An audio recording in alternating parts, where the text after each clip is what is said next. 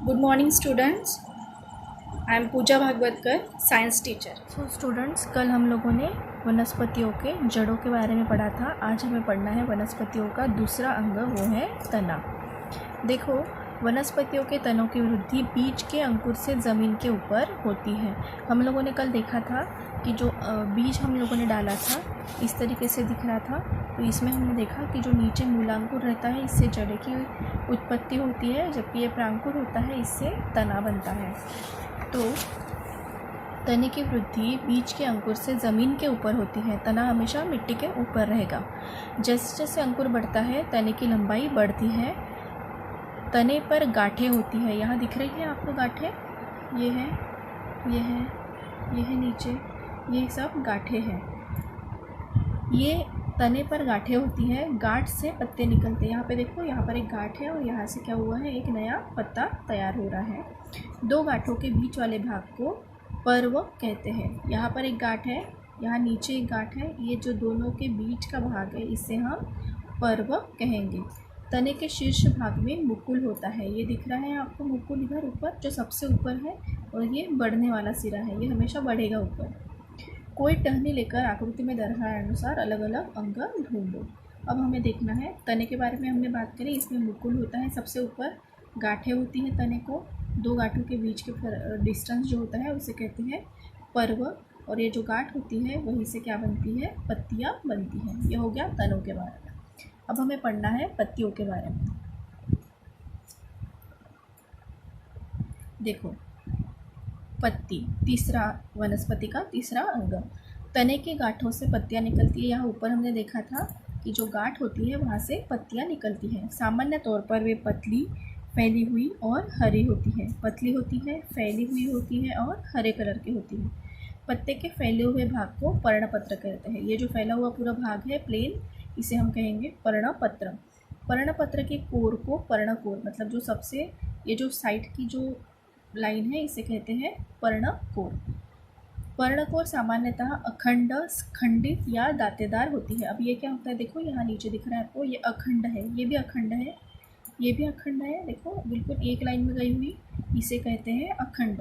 खंडित मतलब जो बीच बीच में से ऐसी टूटी हुई है। शेप देखिए, दोनों का फर्क है। ये हो गई दांतेदार, दांत के जैसी ये चुभती है।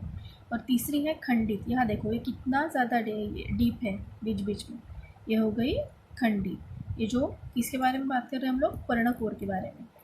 अखंड, दांतेदार और खंडित। पर्णपत्र के सिरों को पर्णाग्र कहते हैं। ये जो सबसे ऊपर का भाग होता है इसे कहते हैं पर्णाग्र। यह सामान्य तौर पर संकरा, छोटा, नुकीला होता है, यहाँ से नुकीला रहता है, और या फिर कभी कभी गोलाकार रहता है। कुछ वनस्पतियों की पत्तियों के डंठल होते हैं। ये देखो नीचे डंठल दिख रहा है, ये भाग छोटा सा, ये होता है डंठल। तो कुछ वनस्पतियों में डंठल नहीं होता, कुछ वनस्पतियों में डंठल नहीं होता है। पत्ते के तने से जुड़े हुए भाग को पर्णाधार कहते हैं। ये जो भाग है जो तने को जुड़ा हुआ होगा इसे कहेंगे पर्णाधार। जैसे हमने पीछे देखा था, याद है आपको,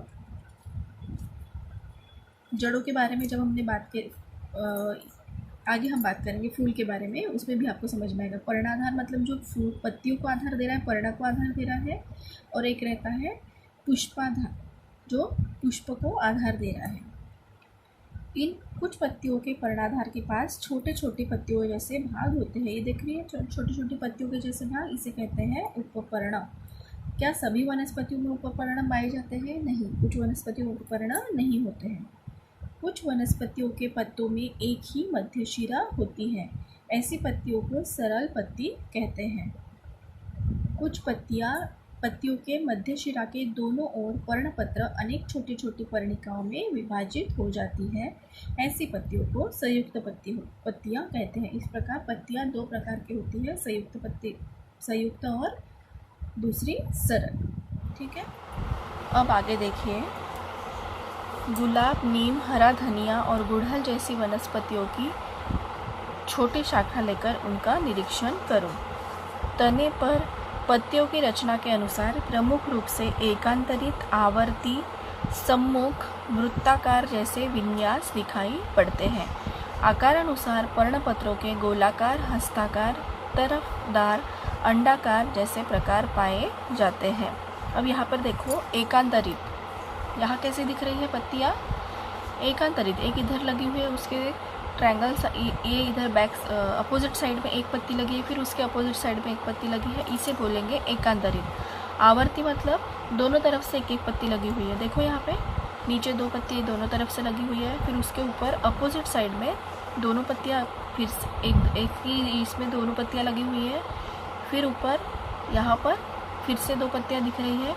इस तरीके से ऐसे गोल गोल घूम के वो दिखता है और दोनों साइड में 2-2 पत्तियाँ रहती हैं, इसे कहेंगे आवर्ती।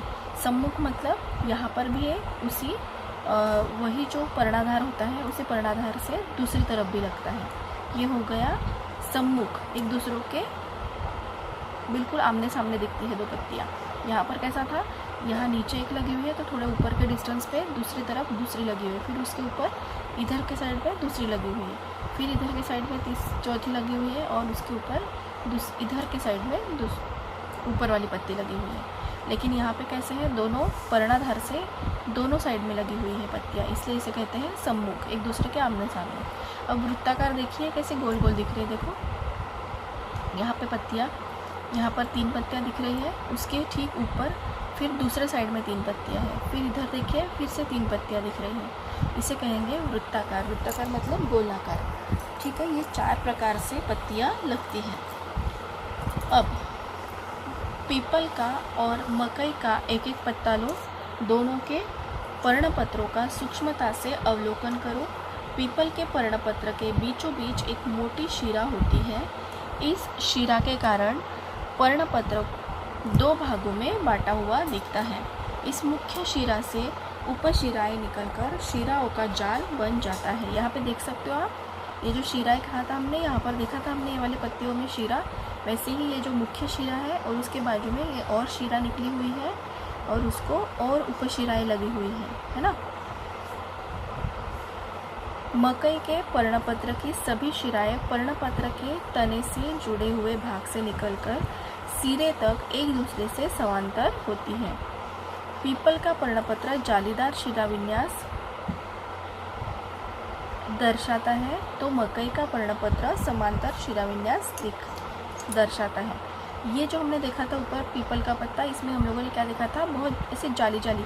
आप जब ये पत्ता यहाँ पे रखते हो अपनी कॉपी में और कुछ दिनों के बाद इसे खोल के देखते हो तो ये ग्रीन कलर पूरा चला जाता है, सिर्फ जाली जाली दिखती है। तो ये क्यों? क्योंकि उसके अंदर समांतर शिरा विन्यास था। जबकि ये जो पत्ता है, ये कौन सा पत्ता है? मकई का। ये जो पत्ता है, अभी हम लोग भुट्टा खाते हैं ना, तो जब भी भुट्टा खोलोगे तो ये वाला ऊपर का जो उसका ग्रीन कलर का पत्ता है उसको खोल के देखना, उसमें पूरा शिरा विन्यास इस तरीके से दिखेगा, एकदम पैरेलल एक दूसरे को, है ना। इसे बोलते हैं समांतर। अपने मैथ्स में पढ़ा है ना समांतर रेखाएं, तो ये समांतर दिखता है उस पूरी शिराएं। जबकि इसमें कैसी है, जालीदार होती है। देखो कितनी सारी शिराएं दिख रही हैं, एक दूसरे से बिल्कुल समांतर नहीं है, बहुत जाली जैसी फैली हुई है इधर उधर। जबकि मकई में है एकदम समांतर लाइन में है शिरा, इसलिए इसे कहते हैं समांतर शिरा विन्यास और इसे कहते हैं जालीदार शिरा विन्यास। इसके बाद हमें देखना है, हमने अब तक जड़ देखी है, तना देखा है, पत्तियाँ देखी, और अभी हमको देखना है फूल।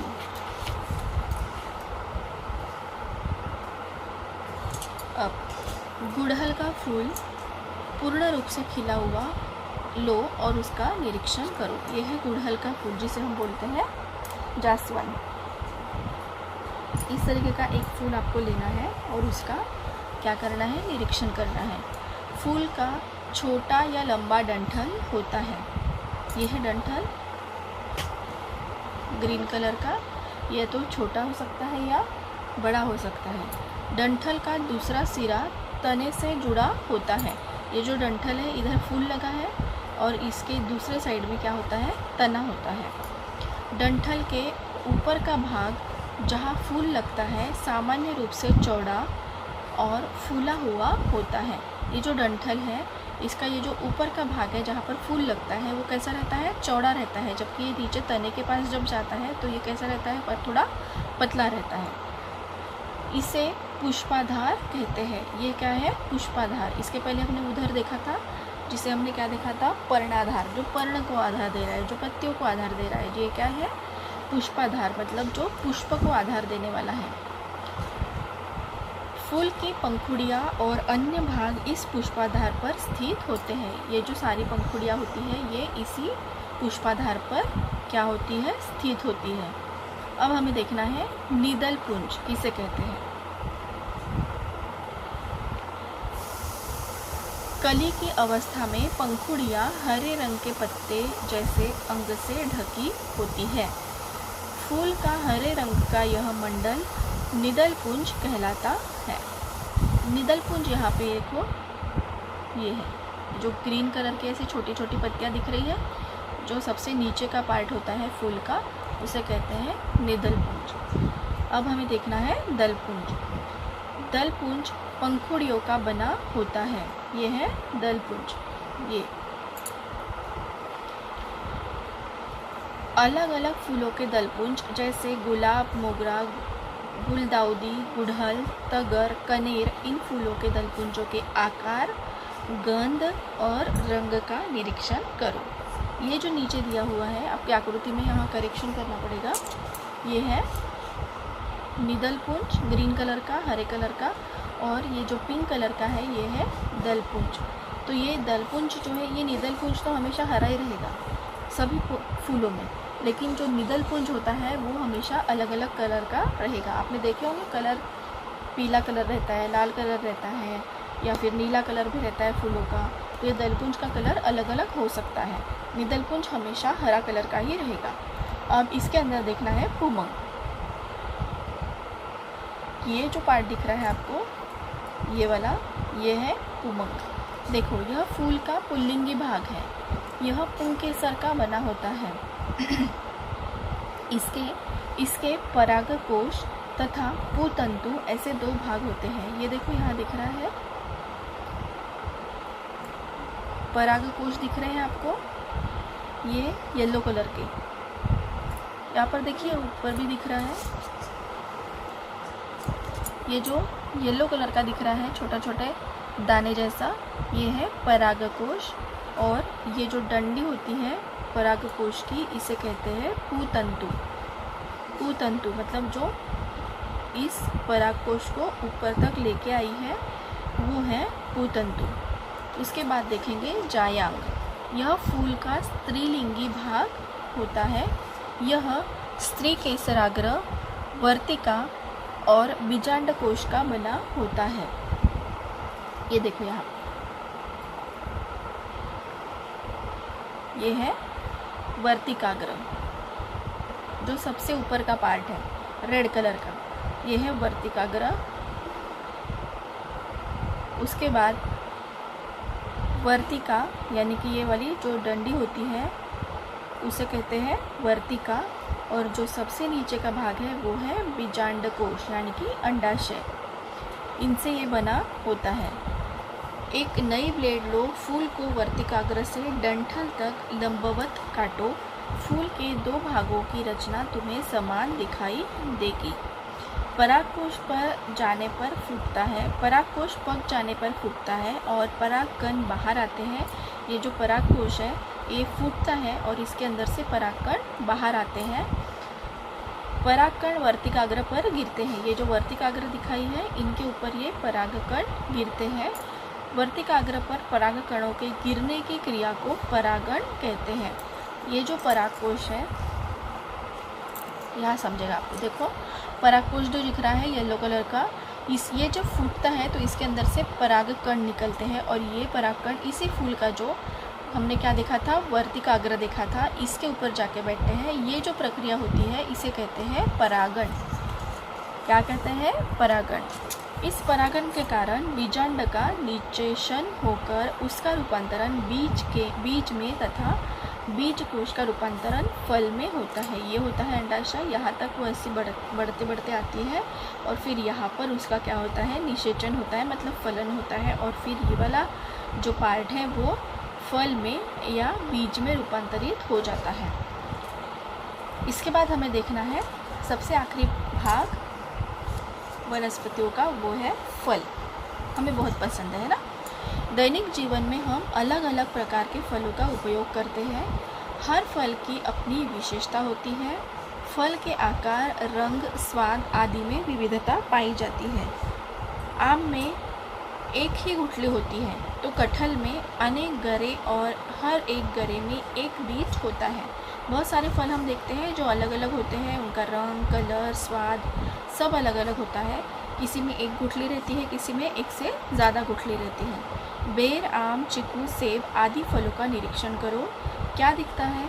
इनमें बीज कवच तथा बीज की रचना अलग अलग होती है। बीज जो होते हैं, बीज वो कोई कवच वाले रहते हैं, कोई बिना कवच के रहते हैं, किसी का रचना जो है वो अलग अलग होती है। काजू जैसे कुछ फलों में बीज के बाहर आने की ओर होता है। काजू अगर आपने पेड़ पे लगा हुआ देखा तो उसका जो बीज है वो बाहर रहता है।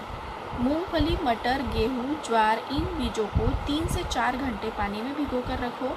चुटकी में पकड़कर बीजों को दबाओ। किन बीजों के 2 समान भाग होते हैं? देखो, मूंगफली जो सेंगदाना रहता है उसे अगर आपने पानी में भिगो के रखा और फिर उसको हाथ से थोड़ा सा तोड़ा तो वो 2 अलग अलग भागों में फूटता है ना।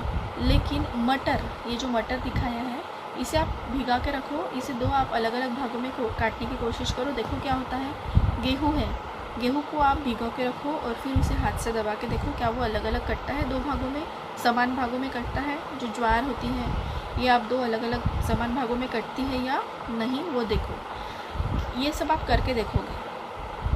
किन बीजों के 2 समान भाग होते हैं? देखो, जिन बीजों के 2 समान भाग होते हैं उन्हें द्विबीजपत्री कहते हैं। जैसे मैंने बोला था मूंगफली, इसे आप अगर पानी में भिगो के रखोगे, हाथ से दबा के देखोगे तो वो 2 अलग समान भागों में कटेगा, इसे हम कहेंगे द्विबीजपत्री।